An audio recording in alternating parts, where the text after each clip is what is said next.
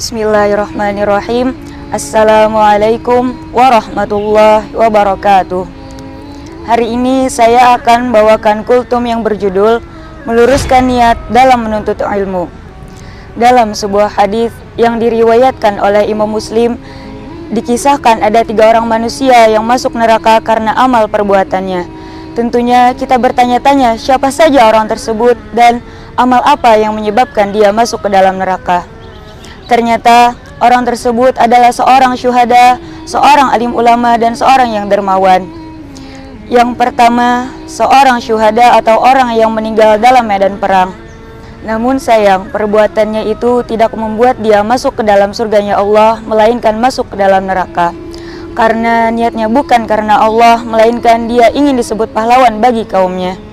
Yang kedua adalah seorang ulama besar yang menyebarkan ajaran agama Islam di tengah-tengah masyarakat luas. Namun sayang, perbuatannya itu bukan karena Allah, melainkan dia ingin dikenal oleh masyarakat luas sebagai ulama yang populer. Yang ketiga adalah seorang yang dermawan yang menginfakkan hartanya di jalan Allah dan menyantuni anak yatim.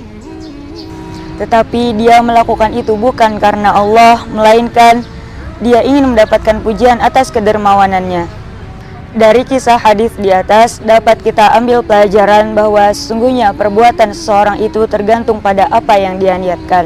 Sebagaimana dalam hadis yang diriwayatkan oleh Imam Bukhari dan Imam Muslim yang berbunyi, Innamal a'malu binniyat wa innamal likulli imri'in ma nawa, yang artinya sesungguhnya perbuatan seseorang itu tergantung pada apa yang dia niatkan dan setiap orang akan mendapatkan pahala menurut niatnya.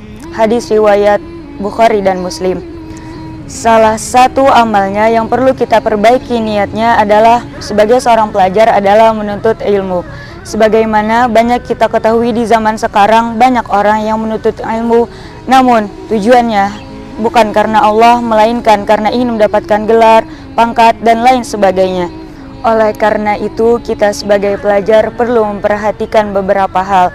Yang pertama, ketika menuntut ilmu, kita perlu memperbaiki niat kita semata-mata karena Allah, bukan karena yang lain. Yang kedua, setelah kita perbaiki niat kita, kita lakukan ikhtiar dengan belajar dengan sungguh-sungguh, dengan tekun, dengan ulet, rajin, pantang menyerah, dan tentunya dengan kedisiplinan. Karena tidak ada kesuksesan tanpa kedisiplinan. Dan yang ketiga, ikhtiar kita lakukan dan menyerahkan semuanya kepada Allah. Karena semuanya atas kehendak Allah dan dengan pertolongannya lah semua akan terjadi. Mudah-mudahan dengan kiat-kiat tadi, kegiatan kita dalam menuntut ilmu mendapatkan keberkahan serta pertolongan dari Allah Subhanahu wa Ta'ala, dan menjadikan kita sebagai orang-orang yang sukses tidak hanya di dunia tetapi juga di akhirat. Amin amin ya rabbal alamin.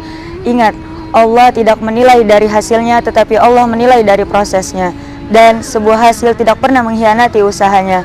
Sekian dari saya, jazakumullahu khairan katsir. Assalamualaikum warahmatullahi wabarakatuh.